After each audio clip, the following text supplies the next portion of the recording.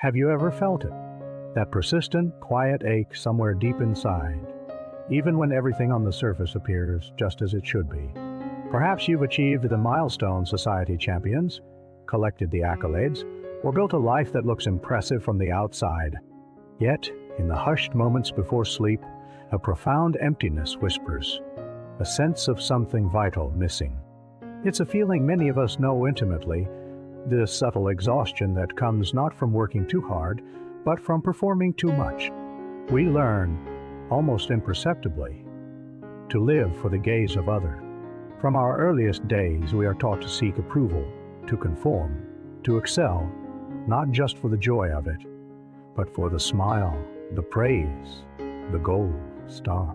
As we grow, this instinct matures into a complex dance, a constant calibration of our words, our actions, even our very presence, against the invisible yardstick of external opinion. We curate our lives, not just for ourselves, but for an imagined audience, hoping for applause, for recognition, for the validation that tells us we are good enough, worthy enough, loved enough, loved enough. But this path, though seemingly paved with good intentions, is a dangerous trap. When our sense of self-worth becomes tethered to the shifting winds of external approval, we lose our anchor. We become chameleons, constantly changing our colors to match the expectations of our surroundings. We pursue careers not because they ignite our soul, but because they carry prestige. We form relationships that look good on paper, rather than those that nourish our spirit. We silence our own authentic voice, lest it be deemed unconventional or unwelcome. The applause, when it comes, is a fleeting, ephemeral thing, a momentary rush that quickly fades, leaving us once again hungry, once again searching for the next fix, the next affirmation. This constant pursuit of external validation slowly erodes our inner landscape. Our deepest desires, our unique talents, our quiet preferences, all begin to wither under the relentless pressure to perform.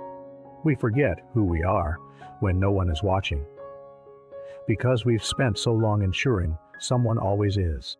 The true tragedy is not just the exhaustion, but the profound disconnection from the very core of ourselves.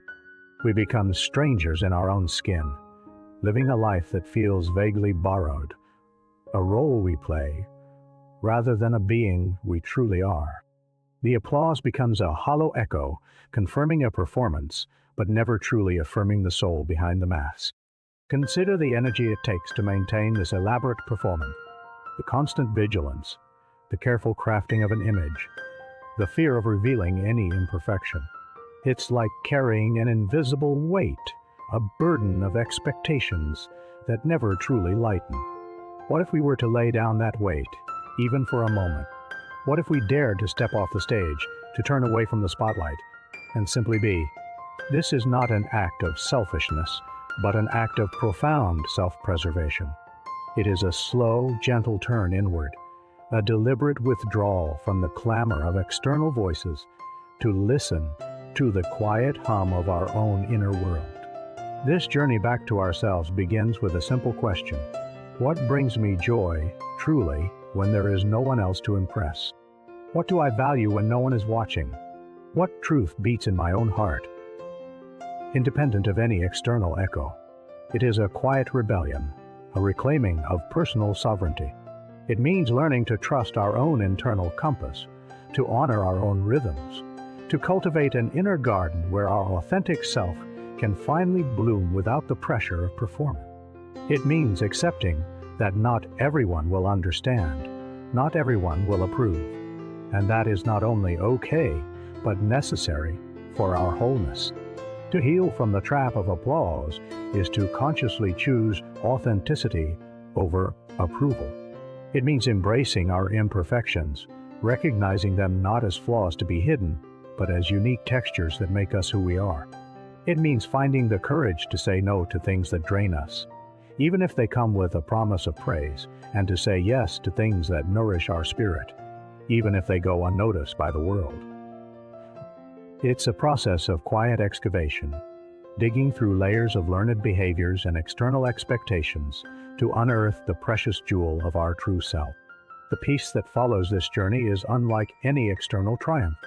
It is a deep, abiding calm, an unshakable sense of worth that comes from within.